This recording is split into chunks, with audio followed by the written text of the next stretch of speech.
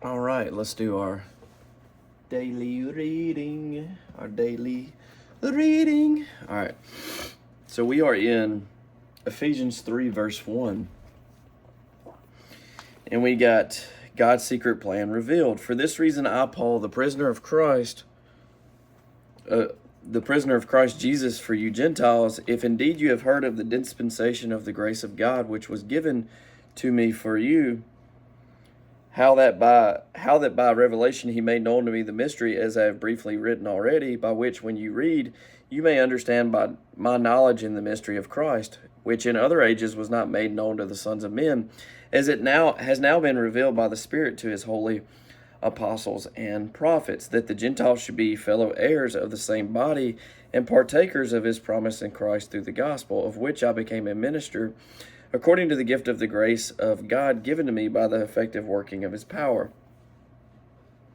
To me, who am less than the least of all the saints, this grace was given, that I should preach among the Gentiles the unsearchable riches of Christ, and to make all see what is the fellowship of the mystery, which from the beginning of the ages has been hidden in God, who created all things through Jesus Christ, to the intent that now the manifold wisdom of God might be made known to the church, to the principalities and powers in the heavenly places, according to the eternal purpose which he accomplished in Christ Jesus our Lord, in whom we have boldness and access with confidence through faith in him.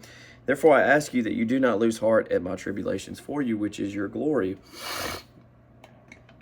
Well, I guess I could scoot up a little bit.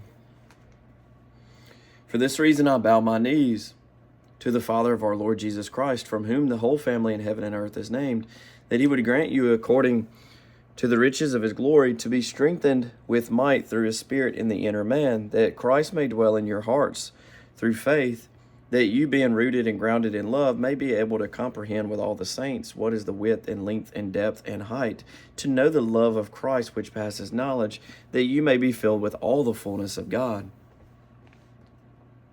Now to him who is able to do exceedingly abundantly above all that we ask or think, according to the power that works in us, to him be glory in the church by Christ Jesus to all generations, forever and ever. Amen. Ephesians 4, verse 1 now.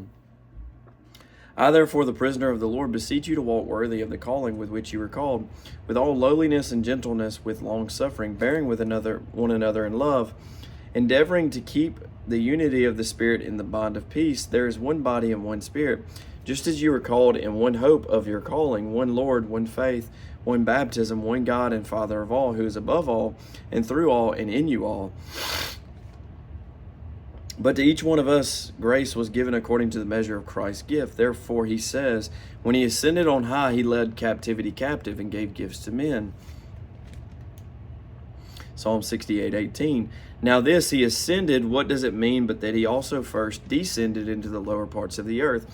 He who descended is also the one who ascended far above all the heavens, that he might fill all things. And he himself gave some to be apostles, some prophets, some evangelists, and some pastors and teachers, for the equipping of the saints for the work of ministry, for the edifying of the body of Christ, till we all come to the unity of the faith and of the knowledge of the Son of God, to a perfect man, to the measure of the stature of the fullness of Christ, that we should no longer be children, tossed to and fro and carried about with every wind of doctrine, by the trickery of men, in the cunning craftiness of deceitful plotting, but speaking the truth in love, may grow up in all things into him who is the head, Christ, from whom the whole body, joined and knit together by what every joint supplies, according to the effective working by which every part does its share, causes growth of the body for the edifying of itself in love. This I say, therefore, and testify in the Lord, that you should no longer walk as the rest of the Gentiles walk, in the futility of their mind, having their understanding darkened, being alienated from the life of God because of the ignorance that is in them, because of the blindness of their heart, who being past feeling have given themselves over to lewdness, to work all uncleanness with greediness. But you have not so learned Christ, if indeed you have heard him and have been taught by him, as the truth is in Jesus, that you put off concerning your former conduct the old man which grows corrupt according to the deceitful lust, and be renewed in the spirit of your mind, and that you put on the new man which was created according to God in true righteousness and holiness. Therefore, putting away lying, let each one of you speak truth with his neighbor, for we are members of one another. Be angry and do not sin. Do not let the sun go down on your wrath, nor give place to the devil. Let him who stole steal no longer, but rather let him labor, working with his hands what is good, that he may have something to give him who has need. Let no corrupt word proceed out of your mouth, but what is good for necessary edification, that it may impart grace to the hearers. And do not grieve the Holy Spirit of God, by whom you were sealed for the day of redemption. Let all bitterness, wrath, anger, clamor, and evil speaking be put away from you with all malice. And be kind to one another, tender-hearted, forgiving one another, even as God in Christ forgave you. Therefore be imitators of God as dear children, and walk in love, as Christ also has loved us and given himself for us, an offering and a sacrifice to God for a sweet-smelling aroma. But fornication and all uncleanness or covetousness, let it not even be named among you, as is fitting for saints. Neither filthiness, nor foolish talking, nor coarse jesting, which are not fitting, but rather giving of thanks. For this you know, that no fornicator, unclean person, nor covetous man, who is an idolater, has any inheritance in the kingdom of Christ and God. Let no one deceive you with empty words, for because of these things the wrath of God comes upon the sons of disobedience. Therefore do not be partakers with them, for you were once darkness, but now you are light in the world. Walk as children of light, for the fruit of the Spirit is in all goodness, righteousness, and truth, finding out what is acceptable to the Lord, and have no fellowship with the unfruitful works of darkness, but rather expose them.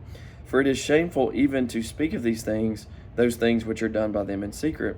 But all things that are exposed are made manifest by the light, for whatever makes manifest is light. Therefore he says, Awake you who sleep, arise from the dead, and Christ will give you light. And that stops us at Ephesians 5:15, where we will pick up in the next reading. Yeah.